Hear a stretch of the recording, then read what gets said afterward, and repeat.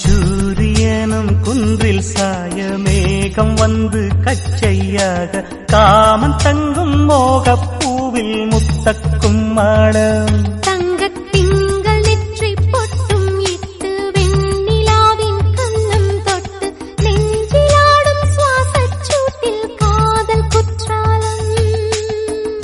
தேன் தெளிக்கும் தென்றலாய் நின்னருகில் வந்து நான்